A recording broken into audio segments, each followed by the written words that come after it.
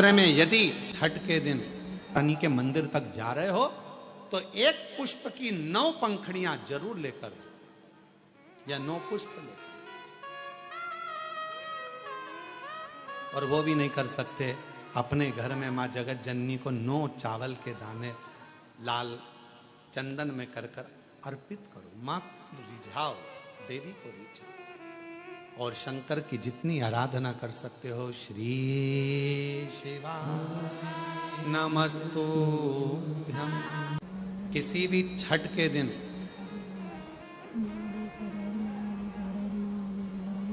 चाहे अंधेरी की छठ हो, चाहे उजाले की छठ हो, किसी भी छठ के दिन अगर षडानंद कार्तिकेय जी महाराज का नाम लेकर 6 बेलपत्र और उस 6 बेलपत्र पर 6 दुर्वा, 6 पुष्प, 6 अक्षत के दाने रखकर षडानंद कार्तिकेय बाबा के स्मरण कर कर शिवलिंग की जो जलाधारी है, उस जलाधारी पर जहां अशोक सुंदरी का स्थान है, उसी के पास में कार्तिकेय जी का स्थान है। किसी भी छठ पर यदि आप बाबा को वो बेलपत्र, वो दुर्वा, वो पुष्प, वो अक्षत का दाना 6 समर्पित करते हैं, किसी भी छठ के दिन, षष्ठी के दिन स्कंद भगवान का नाम लेकर, स्कंदेश्वर बाबा का नाम लेकर, कार्तिकेय बाबा का नाम लेकर यदि समर्पित करते हैं तो जिंदगी में कितना भी कर्जा हो, वो कर्जा 3 महीने के अंदर समाप्त होता ही है। कितना भी कर्जा, साथ में आपका परिश्रम, साथ में आपकी मेहनत और आपकी दृढ़ता, पूर्ण ऊर्जा के साथ में शिव महापुराण की कथा कथी है। 6 बेलपत्र, 6 पुष्प, 6 दुर्वा, 6 चावल के दाने और साथ में अपना परिश्रम पूर्ण करो। छठ के दिन स्कंद भगवान का नाम लेकर, स्कंदेश्वर का नाम लेकर भगवान शंकर के जलाधारी पर समर्पित करो, शिव जी से प्रार्थना करो और अपनी मेहनत को 4 चांद लगाओ, कर्जा चूकेगा जरूर, समाप्त जरूर।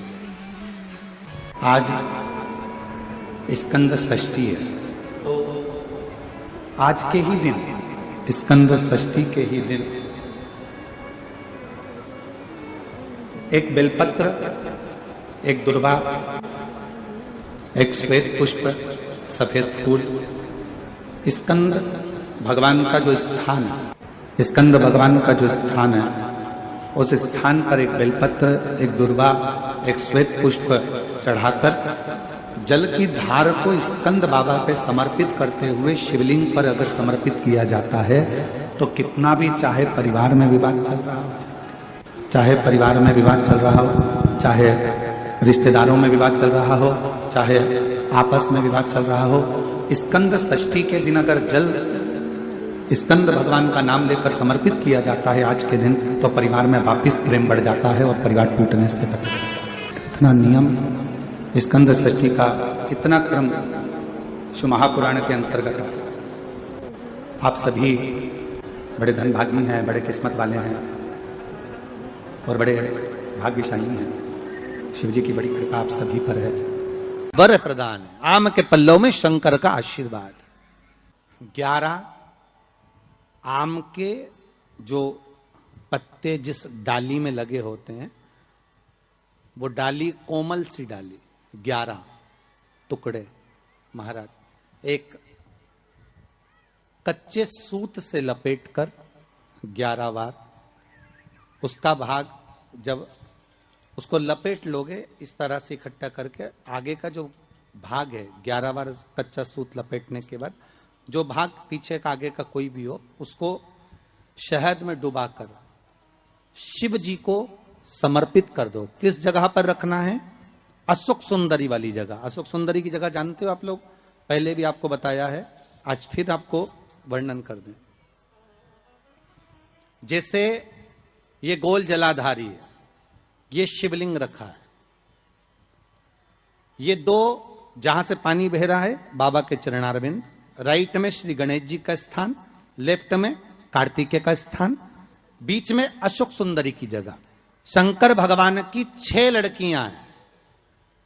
भगवान शंकर के 13 बच्चे, 13 बच्चों में से 6 लड़कियां, उस 6 लड़कियों में से एक लड़की का स्थान, भगवान शंकर की एक बेटी का स्थान, अशोक सुंदरी का स्थान सामने। पद्म पुराण में स्पष्ट किया यह स्थान अशोक सुंदरी का। शंकर भगवान की जलाधारी में पार्वती जी का हस्तकमल, ऊपर से जो एक एक बूंद पानी गिरता है, यह शंकर भगवान की 5 लड़कियों का स्थान है। जया, विषहरा, सामरीबारी, दौतली और देव। शंकर भगवान की 5 लड़कियां भगवान शंकर के मस्तक पे जल की धार गिरा रही हैं।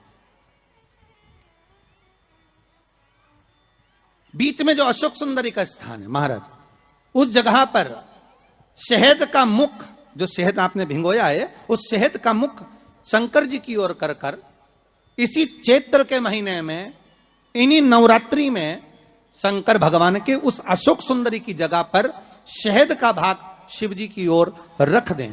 महाराज, अगर घर में संपदा की कमी हो या कोई पैसा खा गया हो, रुपया नहीं दे रहा हो, पैसा अटक गया हो, तो उस शहद को शिव जी की ओर मुख कर कर उस आम के पल्लव की जो डंडी है उसको 11 डंडी को वहां रख दीजिए और उससे अपनी कामना कर कर आ जाइए।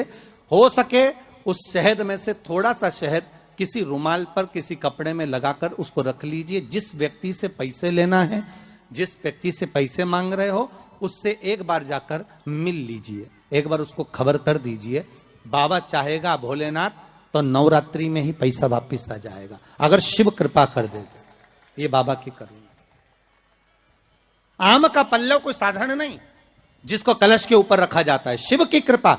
जिस आम के पेड़ पर स्वयं कामदेव चढ़कर भगवान शंकर के तीसरे नेत्र द्वारा जलकर भस्म हो जाते हैं, वो आम का पेड़ साधारण नहीं हो सकता।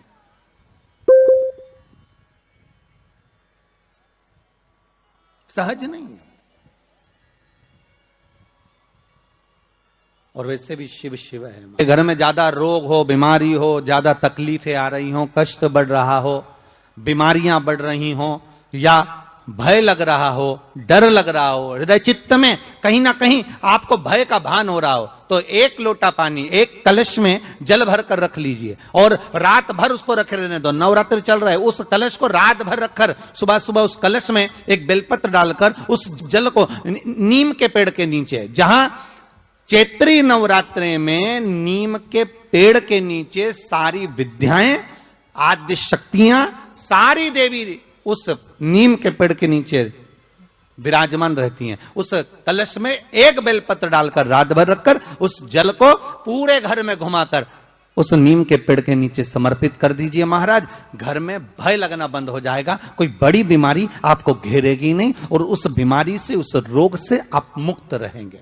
उस बीमारी से, उस रोग से आप मुक्त पाएंगे।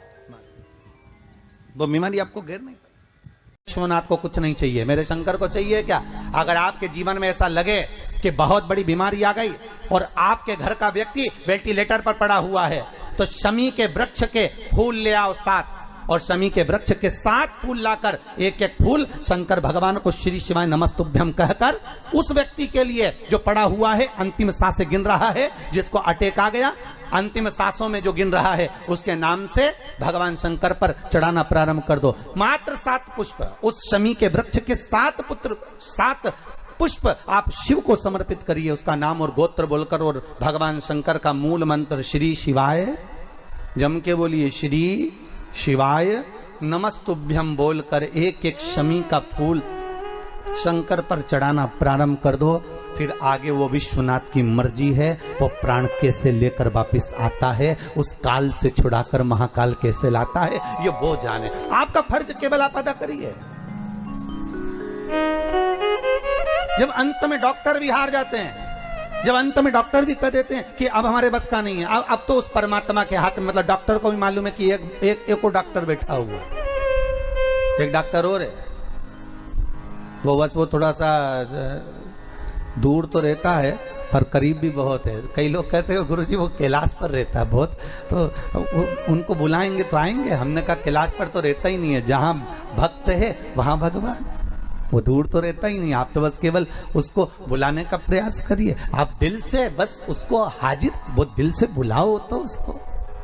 इसलिए देवी भागवत में लिखा है कि नवरात्रि में एक दिन, जैसे प्रतिपदा है, पहला दिन है तो एक कन्या का पूजन करो, द्वितीया है तो 2 कन्या का पूजन करो, तृतीया है तो 3 कन्या का पूजन करो, चतुर्थी है तो 4 कन्या का पूजन करो, पंचमी है 5 कन्या का पूजन करो, छठ है 6 कन्या का पूजन करो, सप्तमी है 7 कन्या का पूजन करो, अष्टमी है 8 कन्या का पूजन करो, नवमी है, जम के बोलो, 9 कन्याओं का पूजन करो।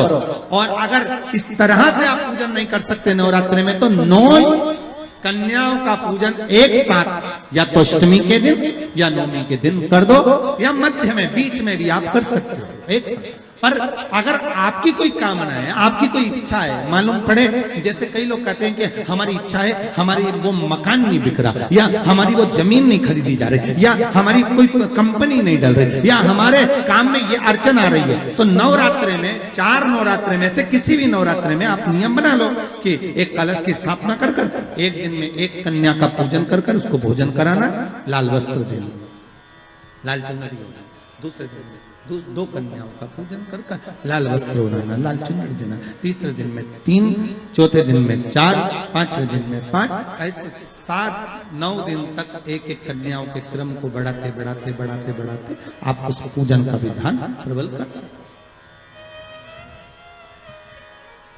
क्या मैं नवरात्रि में अगर मान लो कोई साधना करना हो तो कौन सी साधना करना चाहिए? हम किसकी आराधना करें? हम 9 दिन तक किसकी साधना करें?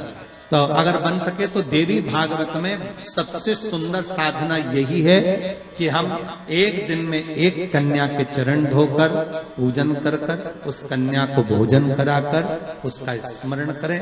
हाँ, ये जरूर है कि कोरोना महामारी चल रही है तो इस नवरात्रि में भले ना करें, पर आगे की नवरात्रि में जब नवरात्रि अच्छे रहें, कोरोना से मुक्त रहें, तब आप किसी कन्या को 1 दिन में 1, 2 दिन में 2, 3 दिन में 3, 4 दिन में 4, 5 दिन में 5, ऐसे नवरात्रि 4 बार जो नवरात्रि आती, किसी भी नवरात्रि में आप स्मरण कर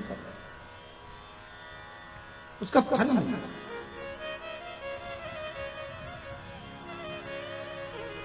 उसका फल होगा।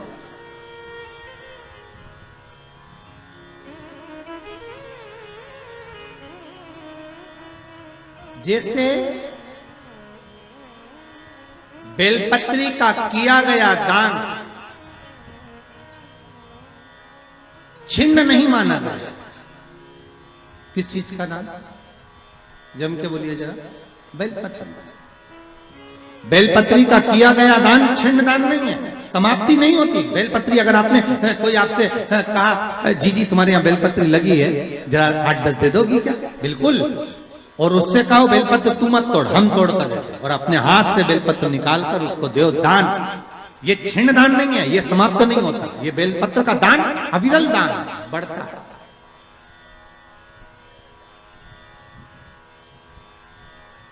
सुख का भान ये छिन्न होने वाला नहीं। अभी दुर्वा जो उत्पन्न हुई है, इसमें इतना बल कहां से आ गया? शंकर भगवान बोले रहे, ओ इंद्र तुम्हारे अमृत से भी बड़ी प्रबल है ये दुर्वा। जिस समय पर अमृत का कलश निकला, उस अमृत के कलश को देवता लेकर जा रहे थे, ले जाते राक्षसों से छुड़ाकर सबसे पहले इन्होंने समुद्र के किनारे पर उसको छुपाया। उस जगह पर भगवान विष्णु की जंघा के रोम पड़े थे जिससे दुर्गा उत्पन्न हुई थी। उस दुर्गा पर इस कलश को रखा, रखते ही एक देवता ने उसके उठाकर देखना चाहा तो उसमें से थोड़ा सा भाग अमृत का नीचे गिर गया जो दुर्गा पर पड़ गया। और आगे गए, फिर इसको छुपाया, वहां भी दुर्गा थी। फिर और आगे गए, वहां भी दुर्गा थी। सुन इंद्र, तेरे को जो अमृत मिला तूने एक बार में पिया। ब्रह्मा को जो अमृत मिला वो ब्रह्मदेव ने एक बार में पिया। वरुण को जो अमृत मिला वो एक बार में पिया।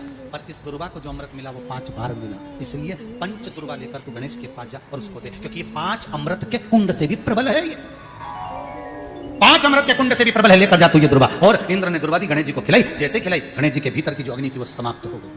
तकलीफ किसकी जिंदगी में नहीं आती? भगवान राम के जीवन में भी दुख आया, भगवान कृष्ण के जीवन में भी दुख आया। तकलीफ किसको नहीं आती? सब।